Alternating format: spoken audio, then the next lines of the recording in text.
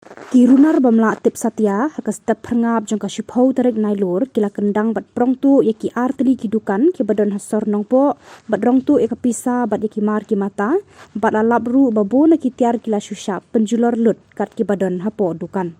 Kita ki artli kidukan ki kentup ya kedukan ke bala tip kerteng ke Moonlight Studio ke badon haka building bala long try da ubah Hubert Marwen bat kue pat kedukan ke badai jong ututa Mia ke badai ya ki tiar rasion bat ki kutia mutia. Nak kalian ki pulit jong kenongpo harengkat bat ki expert kila poi hakite ki artli kidukan ban wat bnia ya kate ga jingja bat ban penlong ru ya ka jing tok.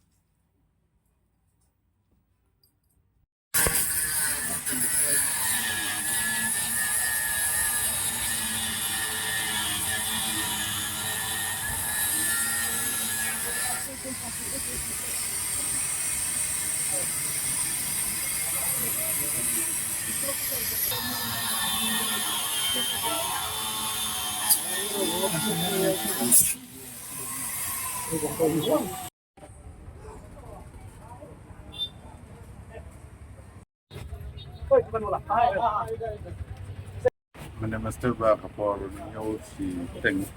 ayo kuat mana kena kan bang agak tentang depan jadi saya sepang buat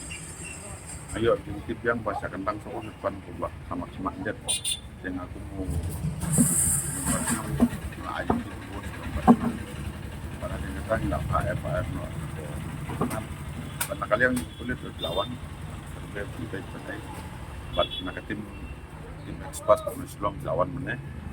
layo yang kita sprint ada program ada kita empat nang bakam ba kan no kata salah satu ni lalu nong dengan semua yang beli mah dari kalong ke para susi ba tang hari ni kita yo minta kelalong lain kali kan pada tiga lain itu ada pelapon depan pula satu mungkin kita lihat tengok semua senang kalau nomor senang apakah nak tujuh yang sangkan buat para senang panangnes mas ini ban siar bah terpung gini bro kuat bantuan penjat oleh bantu tim panbam step kiwe mai ke semua kulit pada tim expert nanti lawan Islam mana tak ya ke exing dan kam lale bagi layo pengerin ban kermen ba tu virus itu baman di sayur ya kan nong kerja risiko तो हम लोग सोआ था रात में सोआ था ये दीदी मेरा घर में गया था जाने का बाद में बोला आपका दुकान में चोर हो गया इधर में लोग देखा वो लोग कुछ जबरा देखे वो लोग को रखा था इधर में सादा चिताया था चुका के अंदर में घुस गया लेकिन अंदर में क्या हुआ नहीं हुआ हम लोग पता नहीं तो हम लोग इतना डर बाद में हम लोग